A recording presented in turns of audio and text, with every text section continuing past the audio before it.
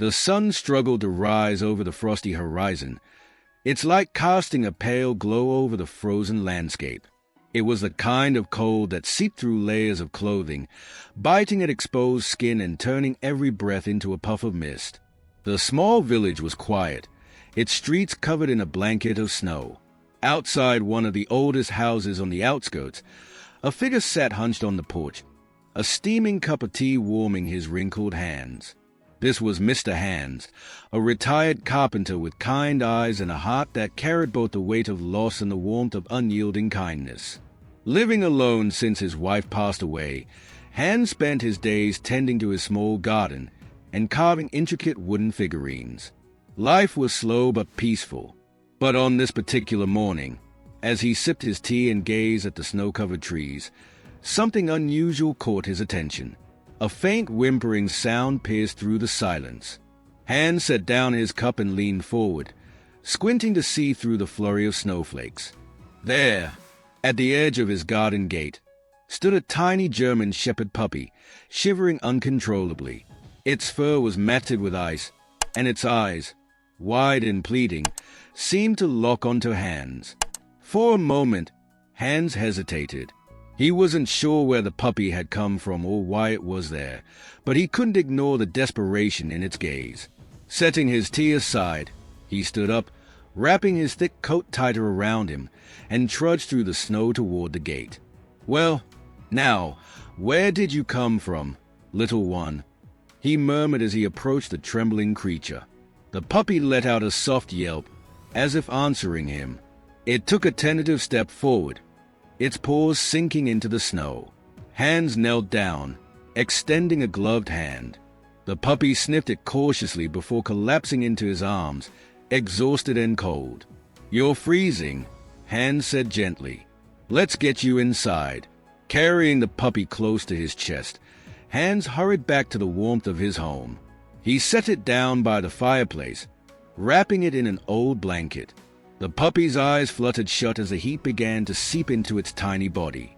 Hans couldn't help but smile. "Looks like you're staying for now," he said softly. Over the next few days, Max adjusted to his new home. Hans crafted a small wooden bed for him, lining it with soft blankets. The puppy followed Hans everywhere, his tiny paws clicking on the wooden floors. Hans found himself talking to Max more than he'd spoken to anyone in years. "You've got a lot of energy, don't you?" Hans said one morning as Max darted around the living room, chasing his tail. Max backed, his enthusiasm infectious. Hans couldn't help but laugh. Despite the cold weather, Hans bundled up and took Max outside every day. The puppy's excitement at exploring the snowy yard was a sight to behold.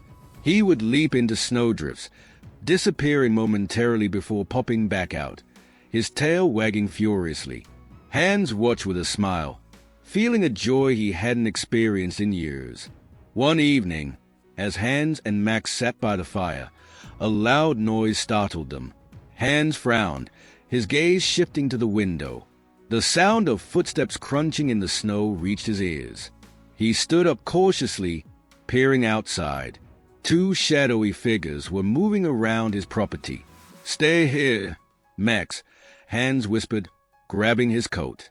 Max let out a low growl, sensing danger. But Hans patted his head reassuringly. "It's probably just some kids," he said, though his gut told him otherwise.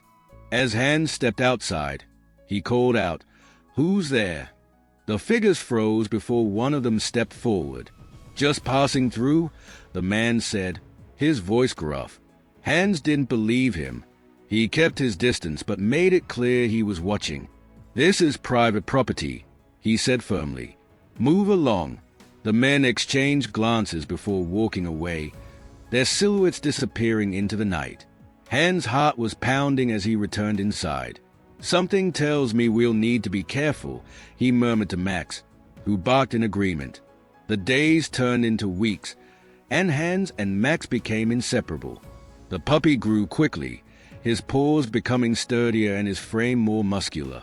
Hans took pride in teaching Max simple commands, rewarding him with treats and belly rubs. "Sit," Hans instructed one morning. Max sat immediately, his tail wagging expectantly. "Good boy," Hans said, tossing him a treat. Max's loyalty was unwavering. He followed Hans everywhere, whether it was to the shed where Hans worked on his carvings or on their walks through the snowy woods. Hans felt a renewed sense of purpose, his days filled with companionship and laughter. One afternoon, as Hans was chopping wood outside, Max began barking furiously. Hans turned to see the same two men from before, standing at the edge of his property. They were closer this time, their intentions unclear. Hans picked up his axe and stood his ground. "I told you before, this is private property. Leave." One of the men smirked. "We're just admiring your little setup here," he said, his tone mocking. Max growled, his fur bristling. Hans placed a hand on his head to calm him. "This is your last warning," Hans said, his voice steady. The men exchanged glances before retreating once again. Hans watched them until they disappeared from view, his unease growing. That evening, Hans double-checked all the locks on his doors and windows. He set up small traps around the property, a habit he'd picked up in his younger days as a hunter. Max stayed close by, sensing Hans' tension. "We'll be ready if they come back," Hans said, scratching Max behind the ears. Max licked his hand, a gesture of comfort and solidarity.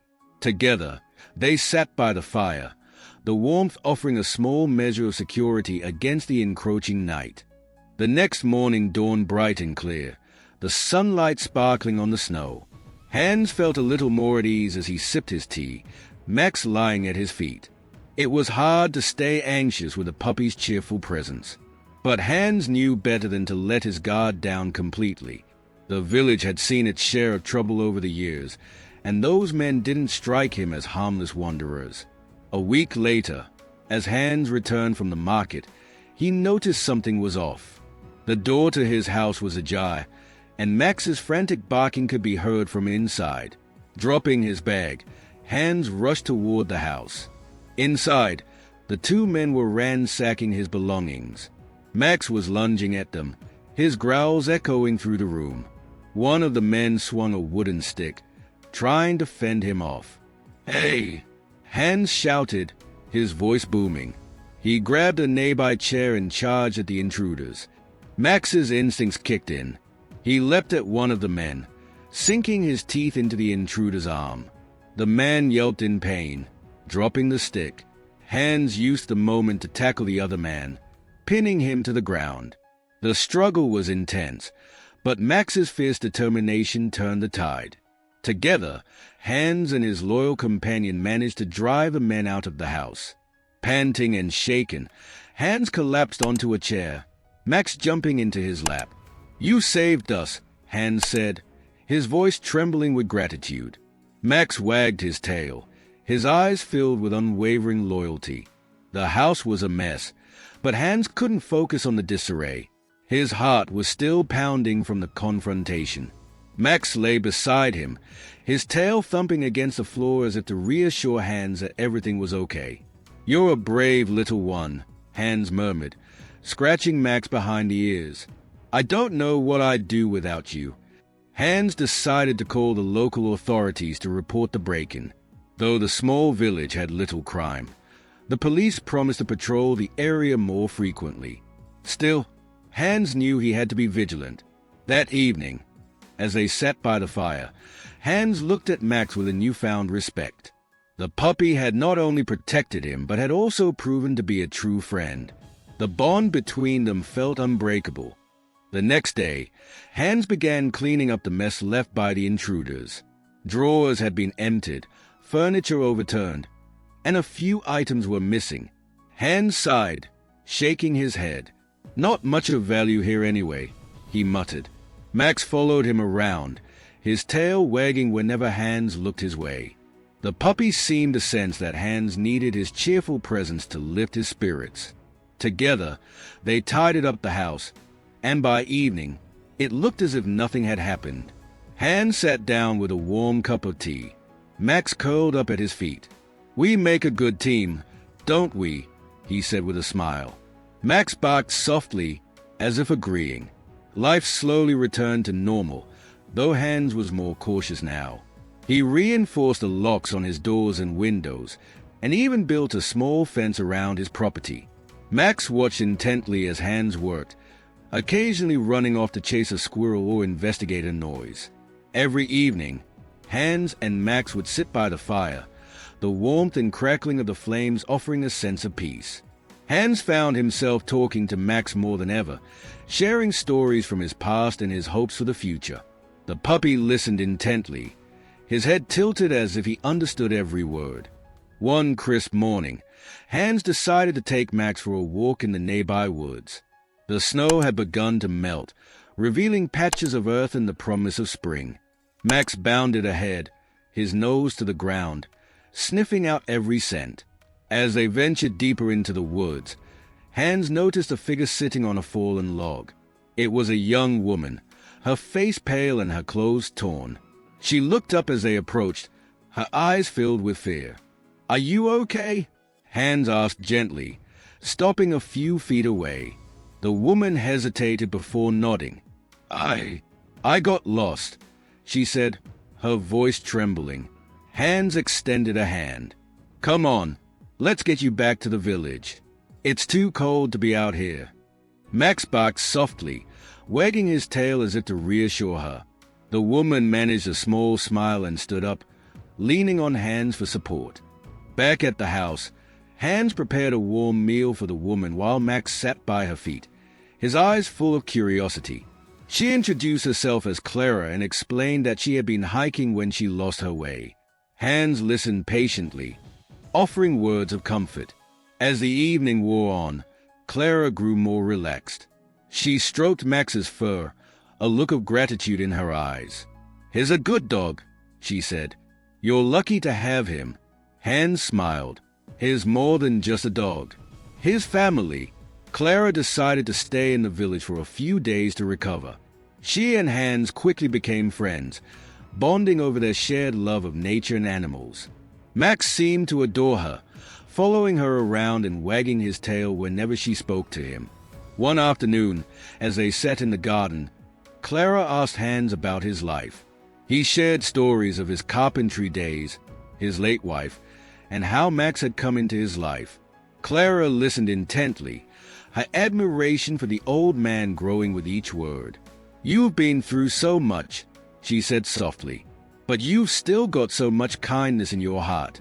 Hans shrugged modestly. "Life's easier when you focus on the good things. Like this little guy here." He gestured to Max, who barked happily. One evening, as Hans and Clara were preparing dinner, Max began growling. His ears were perked, and his eyes were fixed on the window. Hans frowned and peered outside but saw nothing. "What's wrong, boy?" he asked, but Max continued to growl. Clara looked worried. "Do you think it's those men again?" she asked. Hans shook his head. "I don't know, but we'd better be ready just in case." They locked all the doors and windows and kept a light on in every room. Hans sat by the fire with his shotgun nearby, while Max lay at his feet, alert and watchful. In the dead of night, Hans was jolted awake by the sound of breaking glass. Max sprang to his feet, barking furiously. Clara rushed into the living room, her face pale with fear. "They are back," Hans said grimly, grabbing his shotgun. The intruders were more brazen this time, smashing their way through the front door. But Max was ready. He lunged at the first man who entered, his sharp teeth sinking into the intruder's arm. The man screamed and tried to shake him off, but Max held firm. Hans aimed his shotgun at the second man, who froze in his tracks. "Get out of my house," Hans growled. The men didn't need to be told twice. They fled into the night, leaving behind a trail of blood and broken glass. Hans watched with a soft smile. "Looks like you're a local celebrity now," he said to Maximum. The puppy barked happily, chasing a ball thrown by one of the kids. Clara approached with 2 cups of tea. "The village really loves Max," she said, handing one to Hans. "And they've got a lot of respect for you, too. It's not every day you see someone stand up to danger like that." Hans chuckled. It wasn't just me. Max is a real hero. As the days passed, Hans began noticing something remarkable about Maximum. The puppy seemed to have an uncanny ability to sense things before they happened. Whether it was a sudden storm or an unexpected visitor, Max always reacted moments before anyone else. One evening, as Hans was carving wood by the fire, Clara pointed it out. Do you think it's just instinct? Or is Max special?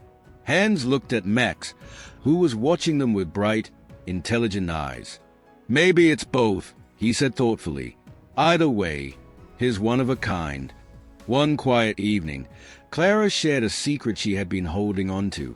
She told Hans about her difficult past and why she had been hiking in the woods. I needed to get away, to find peace, she admitted, her voice trembling. And then I found you and Maximum. It feels like fate. Hans listened carefully, his heart going out to her. Sometimes, life leads us to the places we need to be, he said. I'm glad you're here. You've brought light back into this old house. Max nuzzled Clara's hand as if to agree, earning a small laugh from her. I think Max feels the same way, she said. The village decided to hold a small celebration to thank Hans and Max for their bravery. Hans was hesitant at first, but Clara convinced him to attend. It's not just for you, she said. It's for Max, too. At the gathering, Max was the center of attention. Children fed him treats, and adults shared stories of how the puppy had inspired them to be more vigilant and kind-hearted. Hans stood quietly in the corner, his heart swelling with pride. When the mayor handed Hans a certificate of appreciation, he cleared his throat and said, I didn't do this alone. Max taught me that courage comes in all shapes and sizes. He's the real hero. The crowd erupted in applause, and Max barked happily, wagging his tail. Hans began to feel a renewed sense of purpose. With Clara's encouragement, he started teaching carpentry to the village youth. Max became a constant presence in the workshop, delighting the children with his playful antics. One day, as Hans was showing a young boy how to carve a wooden bird, Clara walked in with a camera. This deserves to be shared, she said, snapping photos of Hans and Max. Hans smiled. Maybe Max can teach the world a thing or two about loyalty and bravery. Despite the peace that had settled over the village, Hans couldn't shake the feeling that the intruders might return. Max seemed to sense his unease and stayed closer than ever, his ears always alert. One afternoon, as Hans and Clara were walking to the market, Max suddenly stopped and growled. Hans followed his gaze and spotted a man lurking near the edge of the village. Clara tightened her grip on Hans's arm. Do you think it's them? She whispered. Hans nodded. Let's head back. We need to warn the others. Hans quickly organized a meeting with the village council. We can't let our guard down, he said. Max saw something, and I trust his instincts. The villagers agreed to take shifts patrolling the area. Max became an honorary member of the watch, his sharp senses proving invaluable. Together, they ensured the safety of their community. Late one night, Max began barking furiously. Hans and Clara rushed to the door, finding the intruders trying to break into a neighbor's house. Hans shouted for help, and the villagers quickly gathered, armed with whatever they could find. Max charged at the intruders, his fierce growl striking fear into their hearts. The men tried to flee, but the villagers surrounded them, forcing them to surrender. The police arrived soon after, taking the men into custody. Hans knelt beside Max, stroking his fur. You did it again, boy. You protected us all. The village returned to its peaceful ways, but the story of Max's bravery spread far and wide. Visitors began coming to meet the legendary puppy who had saved his community. Hans and Clara decided to write a book about Max's adventures, hoping to inspire others. Max, of course, remained blissfully unaware of his fame. For him, life was about chasing squirrels, guarding his home, and being with the people he loved. Years passed, and Hans found himself surrounded by a loving community, a thriving workshop, and a loyal companion. Clara had become an inseparable part of his life, and together they built a future filled with hope and happiness. One evening, as the sun set over the village, Hans sat on the porch with Clara and Max by his side. "Life has a funny way of surprising you," he said. "I never thought I'd have all this." Clara smiled. "It's because you have a big heart, Hans, and because of Maximum." Hans chuckled. "You're right. Here's the best thing that ever happened to me." Max barked in agreement, his tail wagging as if to say, "I'm just doing my job." Thank you for joining us on this incredible journey of love, courage, and friendship. If you enjoyed this story, don't forget to like, share, and subscribe to our channel for more heartwarming tales. Leave a comment below to tell us your favorite part of Max's adventure. See you in the next story.